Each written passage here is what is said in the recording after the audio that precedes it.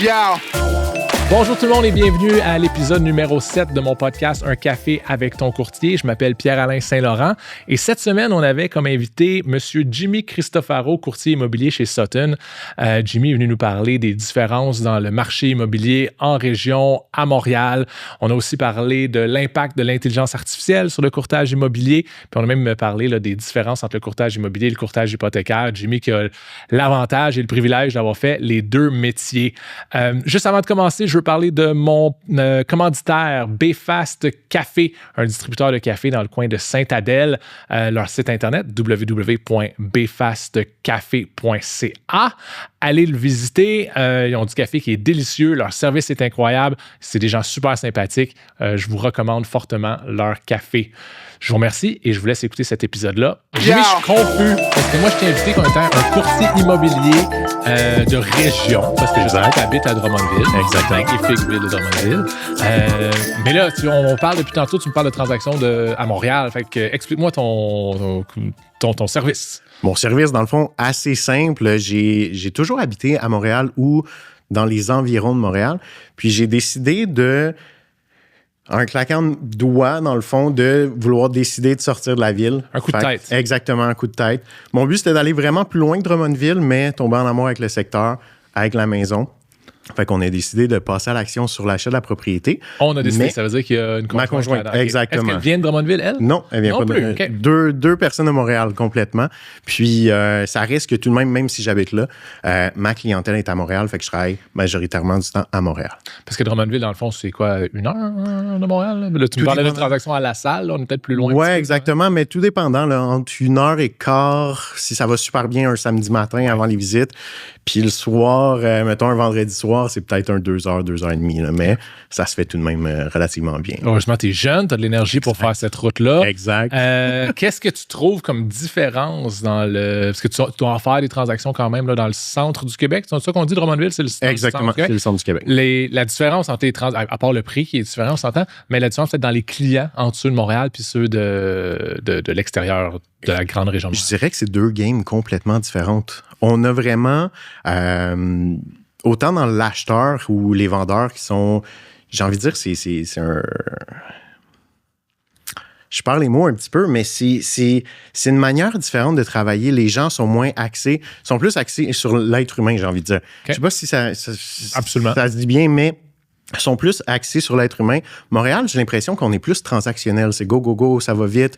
On fait la transaction. Tandis que en région, du moins, même avec les courtiers collaborateurs et tout, c'est plus le temps de s'assurer que tout le monde est heureux, tout le monde va bien, puis comme, limite, viens prendre un café, puis ci, puis ça, puis ça. Fait que c'est ça la grosse différence que j'ai envie de dire. C'est sûr que le marché aussi, très différent.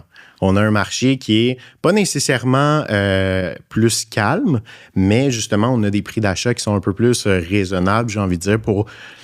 Abordable. Exactement. Ton argent peut acheter beaucoup plus en région que sur l'île de Montréal. On ne se le cachera pas. Cool. Puis ça va vraiment, ce que tu dis là, tu dis, j'ai de la misère à l'expliquer, mais moi, c'est la même chose. J'ai un bureau à Montréal, j'ai un bureau à Sainte-Adèle, puis je la vois, cette différence-là, puis je la vois avec mes clients. Je la vois quand je vais m'acheter un café. Je me la vois quand, tu sais, il y a une espèce de...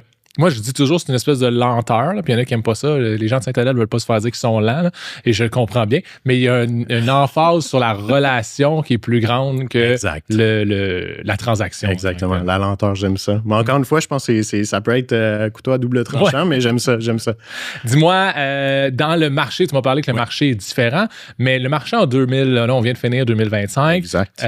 Il a l'air de quoi, le marché? Parce que moi, je déplore toujours ça, parce que moi, les clients vont me le poser la question. Tu sais, est-ce que tu penses que je fais un bon achat? Est-ce que tu penses que ça va monter? J'achète un condo dans Griffintown. Penses-tu que ça va monter? J'achète une maison à Drummondville. Penses-tu que ça va monter? Ils me posent ces questions-là. Puis, tu sais, j'ai plein de contenu là, pour avoir de l'information sur le marché immobilier.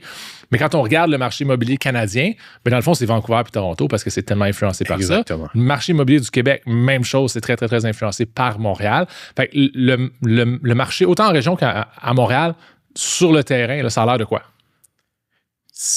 Moi, personnellement, ce que je me rends compte, c'est que, puis je le dis souvent à mes clients, puis parfois c'est bien pris, parfois c'est moins bien pris. Je trouve qu'il y a des propriétés qui ne devraient pas se vendre, qui se vendent. Puis il y a des propriétés qui devraient se vendre, qui ne se vendent pas. Fait qu'on est dans un drôle de switch présentement. On a encore de la surenchère. Ça, on risque d'en avoir encore pendant un certain bout. Mais ce que moi, je pense, du moins pour 2026, si on s'en va sur cette optique-là, puis qu'on ne se fie pas aux statistiques d'une certaine façon canadiennes, parce que comme tu disais, c'est contingenté, j'ai envie de dire, ou du moins, ça bouge les médianes. On est une province qui est en retard sur le prix des propriétés. Je pense qu'on a beaucoup à se rattraper, mais j'ose espérer, avec ce que je vois, qu'on s'en va pas vers une stagnation, mais qu'on va avoir une petite flat, j'ai envie de dire. Ouais. Une année un petit peu plus relax. C'est sûr que ça va continuer à monter, mais cette année, je pense qu'on va avoir un retour à la normale, malgré qu'il manque un peu d'inventaire. Fait que ça, c'est vrai autant à Montréal qu'en région. Tu sais, je pense tout de suite après la pandémie, là, les prix à Montréal ont augmenté beaucoup plus rapidement qu'en région. Exact. Mais là, on est revenu à quelque chose où est-ce que c'est similaire à Montréal qu'en région, en termes de croissance de prix, du moins. Ça dépend des secteurs. Encore une fois, j'ai pas une boule de cristal, c'est dur à me prononcer là-dessus.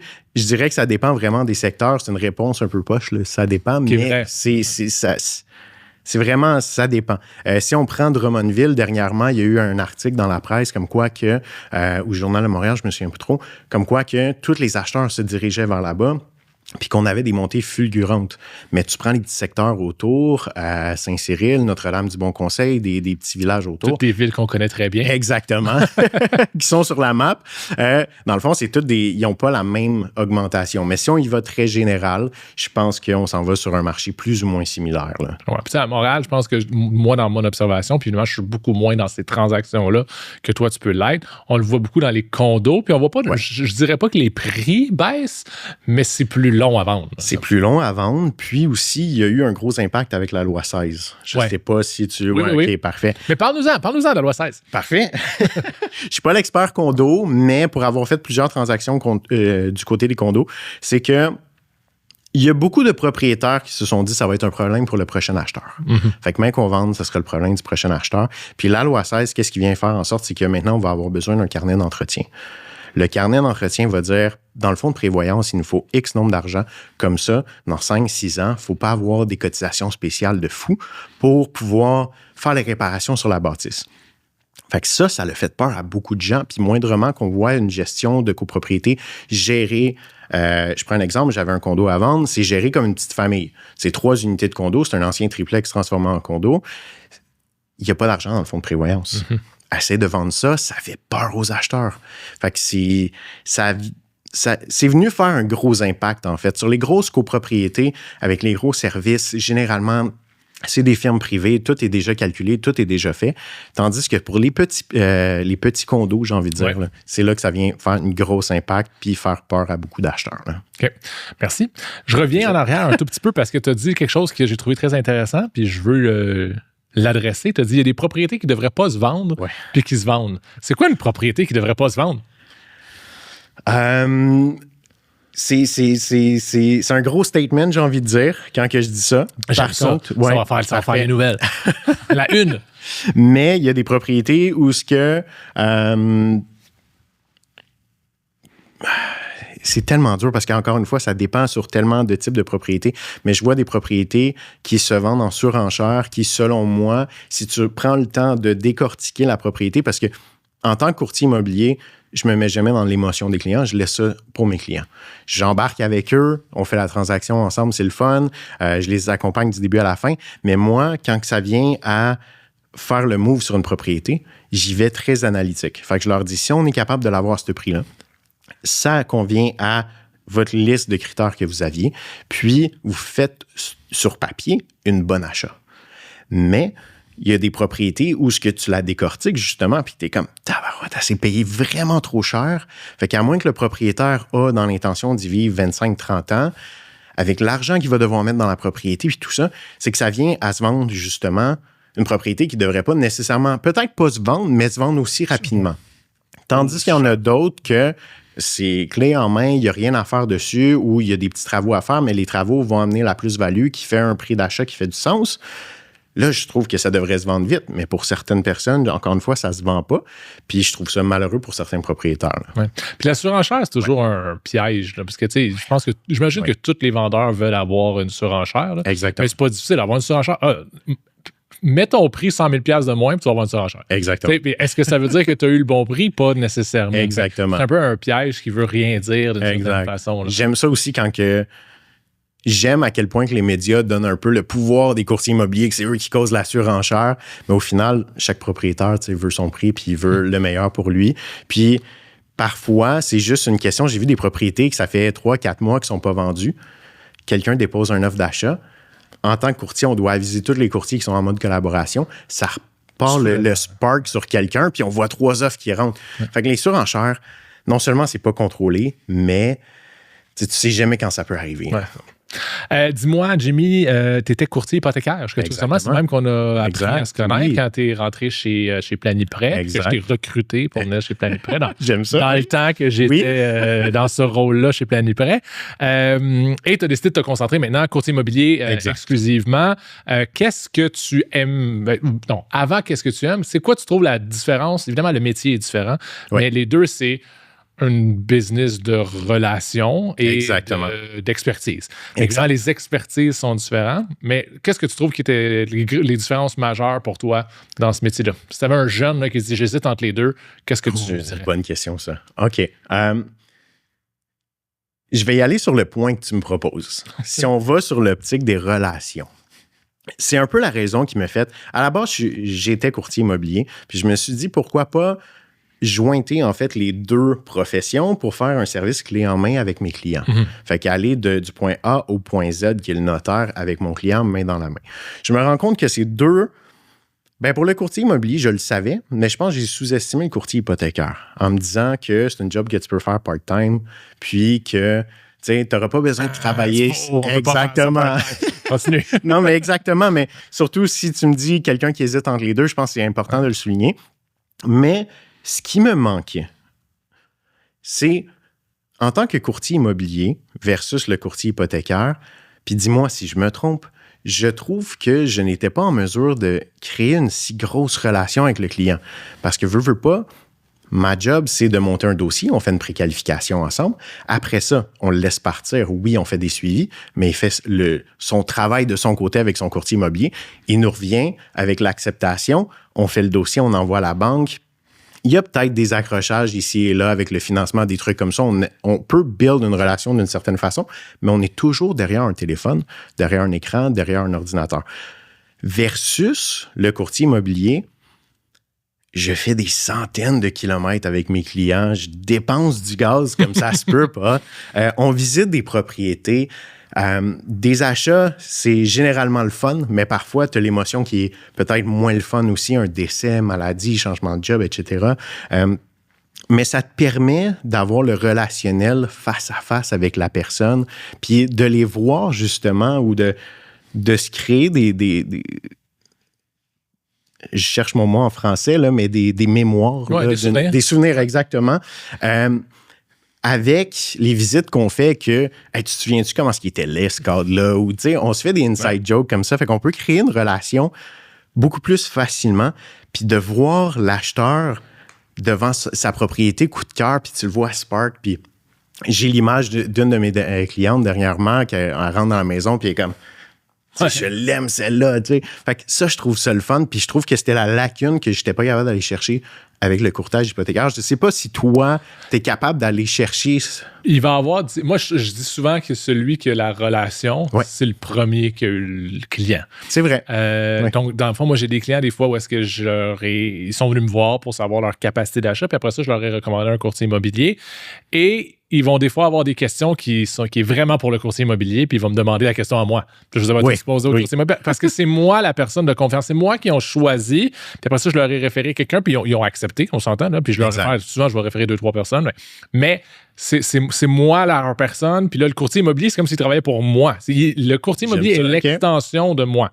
Alors que quand c'est le courtier immobilier qui a eu le client, qui l'a déniché, que ce soit n'importe où, là, que ce soit sur Google ou peu importe de quelle façon, puis qui me réfère à moi, ben là, c'est clairement le courtier immobilier qui a la relation. Puis là, mais tu as absolument raison qu'en plus, il va passer du temps avec lui, fait qu'il va avoir une proximité, c'est physique, alors que moi, je peux avoir une belle proximité émotive, relationnelle, mais ça ne sera pas la même chose qu'être avec, puis aller faire des visites, puis des visites, puis des visites. Puis des fois, il y a un moment donné où est-ce que le client et le courtier immobilier sont tellement souvent ensemble qu'à un moment donné, il y a une petite fatigue aussi. Là, des fois, je trouve que ça revient, parce que là, la confiance revient à moi. Puis je suis comme, non, tu vas l'avoir, ta transaction. Inquiète-toi pas. Je suis, ouais, mais je suis tanné, là, tous les samedis, je vais le courtier immobilier. Je suis tanné, là, tous les samedis avec. Puis, fait qu'il y a un petit peu des deux. Mais en effet, le courtier immobilier va souvent avoir une relation qui est plus proche. Exact. Mais je pense que c'est une grosse différence. Exact. C'est le relationnel, en fait, qui me manquait, puis que je trouvais un peu plus difficile en tant que courtier hypothécaire. Je vois. Parfait. Fait que dans le fond, tu m'expliques bien. Fait que est-ce que c'est le relationnel que tu aimes beaucoup dans le courtage immobilier? On s'entend que tu es plus dans les maisons aussi. Moi, des fois, il y a des gens qui me disent, je suis devenu courtier hypothécaire parce que j'aime beaucoup l'immobilier. Puis je suis deviens courtier immobilier. T'aimes les chiffres, puis t'aimes lire des T1, puis des T4, puis tout ça, selon moi. Mais oui. Mais qu'est-ce qui te passionne, dans le fond, dans le métier de courtier immobilier? Mais moi, j'ai toujours été passionné d'immobilier. Je sais que ça sonne très cliché, justement. J'ai eu la chance d'avoir de la famille dans la construction. Fait que depuis que je suis très jeune, je baigne là-dedans. Puis ce que j'ai toujours trippé. Puis un jour, j'espère d'être assez chanceux de pouvoir faire mes projets de développement. Mais c'est de voir justement soit une propriété qui est à retaper ou d'une propriété qui est juste inexistante, un terrain, puis de voir l'évolution puis que ça grandit. Fait que ma passion, elle a toujours parti de là. Puis après ça, je me suis intéressé à l'architecture et tout ça. Fait que c'était une bonne raison de commencer dans l'immobilier. Puis j'étais, moi, auparavant, justement, dans la construction. Puis, encore une fois, je ramène ma famille, mais voir les membres de ma famille, 45 ans, 50 ans, 60 ans, ils ont mal dans les genoux, le dos pété, ils ont tout ça. Fait que je me suis dit, est-ce que je veux vraiment me rendre là? Peut-être pas. Fait que j'ai décidé de faire le saut dans l'immobilier, puis c'est ce qui m'a amené vraiment là en tant que courtier immobilier. Les Italiens et leur famille, je suis en train de ça. Je vais me mettre dans le trou, je fasse attention.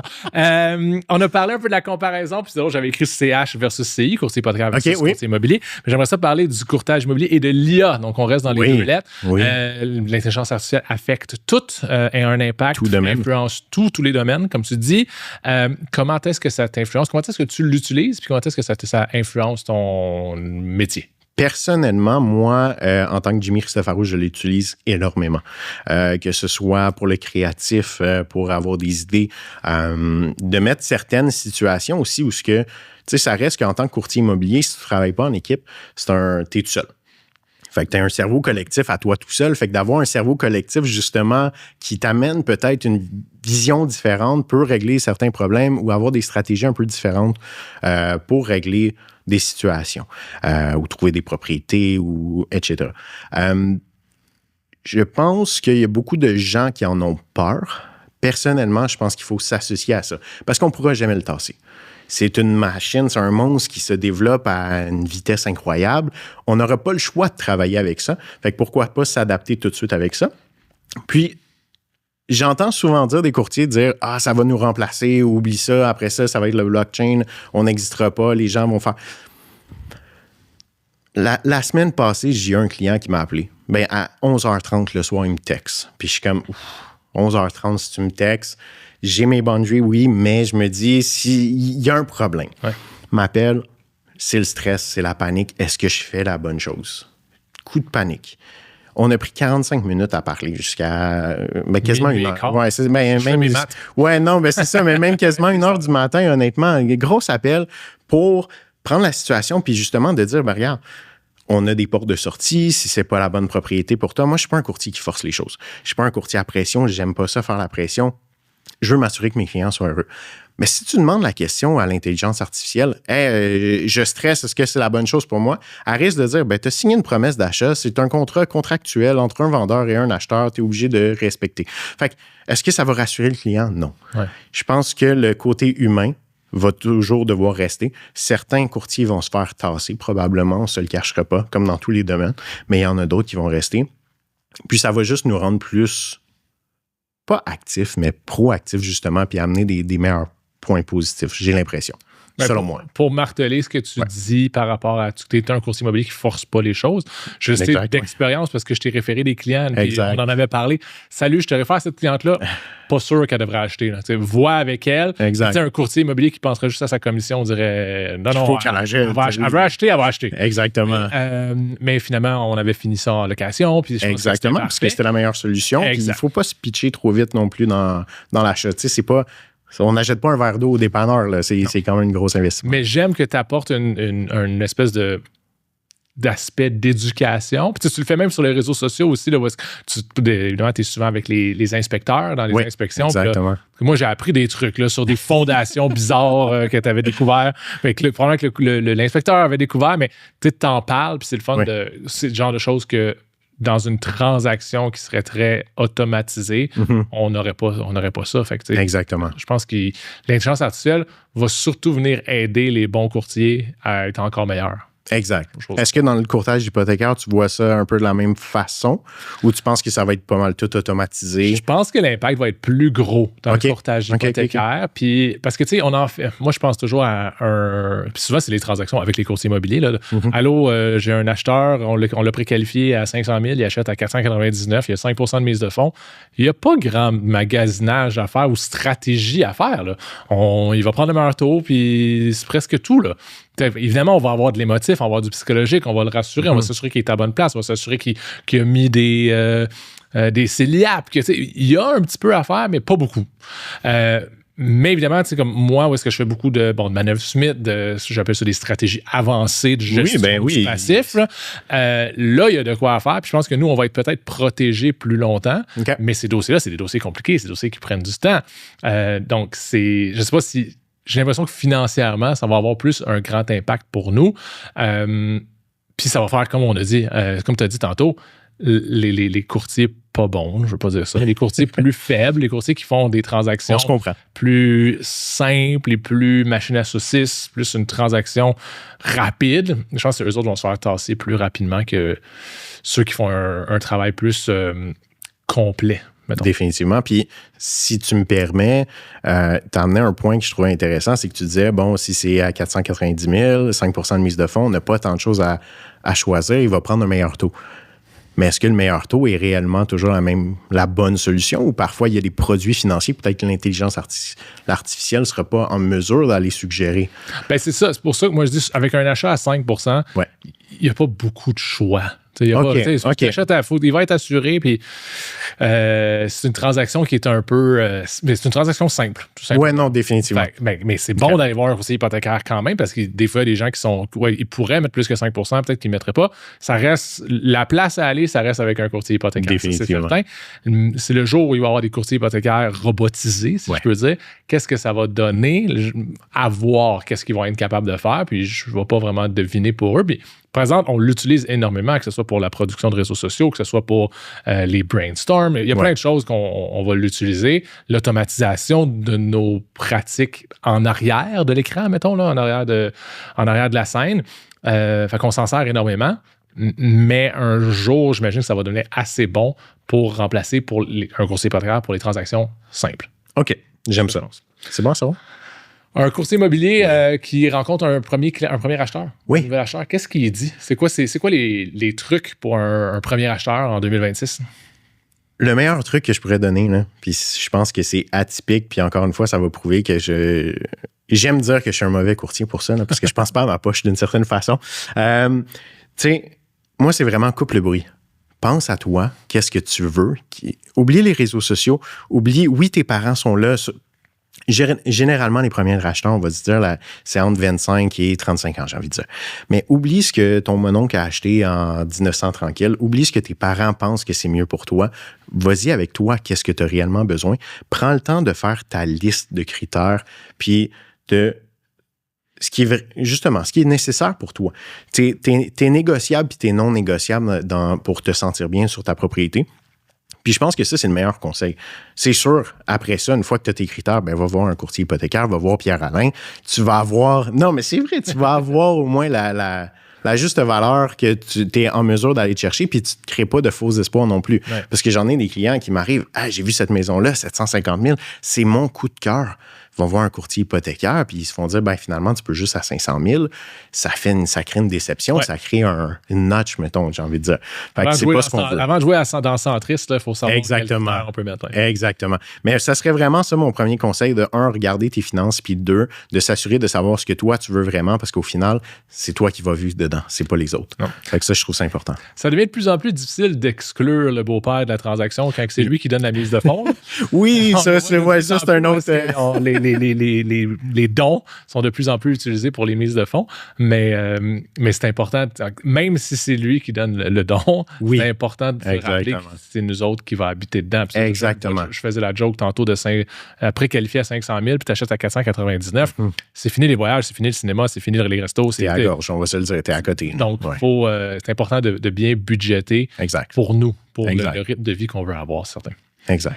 On arrive à mon Kids Corner. Jimmy, j'en ai parlé, dans le fond, à chacun de mes invités cette saison-ci. Je leur pose la question parce que je suis passionné, je suis en fait fasciné par comment est-ce que la prochaine génération va apprendre en propos des finances personnelles. Je sais que toi, t'es quasiment... Ouais, ou pas. Je sais que toi, t'es tellement jeune, t'es dans la génération suivante quasiment. Mais dis-moi, y a-tu des anecdotes ou des observations que tu as faites par rapport à comment est-ce que les jeunes découvrent l'immobilier ou les finances personnelles? L'immobilier, c'est tellement une grosse partie des finances personnelles. Exact. Très bonne question. Pour vrai, très bonne question, même qui porte à réflexion. Puis j'aimerais ça avoir un petit 15 minutes pour pouvoir réfléchir vraiment à la bonne réponse. Je te mets sur le spot. Mais exactement, si on y va à froid... Premièrement, mais je pense que tu viens de le mentionner d'une certaine façon, c'est de vivre un peu en dessous de tes moyens, premièrement. Je pense que ça, c'est le meilleur conseil financier qu'on pourrait donner. Puis, le plus tôt que tu commences, le mieux va être. Surtout quand ça vient à l'immobilier, on ne se le cachera pas si tu regardes le marché depuis les 70 dernières années. Oui, il y a eu des moments où c'était flat, mais ça a toujours augmenté. Fait que ça, je trouve ça important le plus tôt possible, si tu es capable d'économiser, de te lancer dans l'immobilier, ça va être la meilleure chose pour toi, financièrement. Je trouve qu'il y a une grosse lacune aussi scolairement, d'une certaine façon, qu'on n'apprend pas à nos jeunes. Puis je dis nos jeunes... T'es jeune à toi. Oui, exactement. Mais on n'apprend pas à nos jeunes, justement, les taxes, les finances, l'économie, combien il faudrait que tu te gardes de côté, etc., etc., etc. Mais pour contrer à ça, quand j'étais plus jeune, justement, on m'a donné un conseil, puis ça a pris du temps avant de le faire. On m'a dit, lis le livre « L'homme le plus riche de Babylone ». Je ne sais pas si tu connais ça. L'homme le plus riche de? Babylone. OK, non. C'est un livre très basique sur l'économie, mais qui t'apprend exactement tout ce que tu dois savoir. Puis je pense que juste en faisant cette lecture-là, je pense qu'il y a beaucoup de gens qui vont pouvoir se mettre en meilleure position financière dans l'avenir qui s'en vient. Fait que l'homme le plus riche de Babylone, c'est exactement. ça? Ouais. Exactement. On va le mettre dans les show notes. Comme ça, les gens pourront le regarder. Tu vois, mon Kids Corner que j'ai envie de parler, c'est drôle parce que moi, avec mes neveux, mes filleuls, mes neveux, mes nièces, j'ai pas de filles là. Bref, au lieu de leur donner des cadeaux à toutes les années, moi, je mets de l'argent dans un CELI. Là, j'aime ça. Mon CELI à moi, là, puis je mets de l'argent là-dedans. Puis c'est drôle parce que j'en parlais avec un de mes neveux récemment, puis il me disait, tu sais, pourquoi tu me donnes pas de cadeaux? Puis j'expliquais, à la place, j'ai mis de l'argent, comme ça, elle va prendre de la valeur, puis ça va te revenir plus tard. Mais il comprenait pas. Je suis comme, mais donne-moi l'argent maintenant. Pourquoi tu veux me donner de l'argent plus tard? Donne-moi-la maintenant. Oui, mais tu vas en avoir plus tard. Il comprenait pas. Sauf que ton argent vaut plus aujourd'hui. Là, je donne des munitions. Bref, c'est tout l'argent, pour certains enfants, je peux pas dire que c'est tous les jeunes qui sont comme ça, mais ça reste très, très, très abstrait. Tu vas ajouter une couche de complexité de plus. Les intérêts composés, là, t'es mêles bien comme il faut. Là. Définitivement. Puis, tu me fais juste, si je peux rajouter un petit élément, tu me fais rappeler, moi, j'ai eu un client où j'ai été très surpris, mais je trouvais ça très intéressant de faire ça. C'est que les parents, toute la jeunesse, ont fait faire des corvées à l'enfant, on va dire, autour de la maison. J'aime ça. Arrête. Parfait, on arrête ça. On a des corvées, c'est bon. Mais, tu sais, le fameux 5 $, 10 $, au lieu de lui donner, eux, ils mettaient ça de côté. Puis, il a réussi à acheter sa première maison avec ça en cash down. Fait que c'est quand même assez incroyable. Puis, je pense que c'est quelque chose que si les parents sont en mesure, puis ont la flexibilité dans le budget de le faire. Pourquoi c'est beaucoup de pelouse, là, quand même. Beaucoup de pelouse coupée. Définitivement. Jimmy, je te remercie beaucoup d'être déplacé, de live de Drummondville. Exact. Dis-moi, c'est ton occasion. Tu as quelque chose à plugger? Comment que les gens peuvent te rejoindre? Ils ont besoin de vendre une maison, acheter une maison? Assez simple, je suis facile d'accès, soit Facebook, soit Instagram, Jimmy Cristofaro, JIMMY-CRISTOFARO. Merci beaucoup, Jimmy. Merci à toi. Merci beaucoup à Jimmy d'être passé en studio pour venir discuter de courtage immobilier. Je remercie également mon commanditaire BFast Café et je vous remercie vous, chers auditeurs. Si vous voulez liker l'épisode, évidemment, je vous invite à le faire. Vous pouvez également le partager ou laisser un commentaire. Je vous souhaite une excellente semaine et on se retrouve bientôt. Merci à tous d'avoir écouté cet épisode. Merci infiniment à mes invités ainsi qu'à mes commanditaires. Je vous rappelle que vous pouvez retrouver cet épisode et tous les autres en audio sur Spotify, Apple Podcasts et Google Podcasts et en vidéo sur YouTube en cherchant un café avec ton courtier. Si vous voulez communiquer avec moi ou avez des commentaires, n'hésitez pas à me les transmettre sur LinkedIn, Instagram ou Facebook. On se retrouve pour notre prochaine dose de caféine avec ton courtier.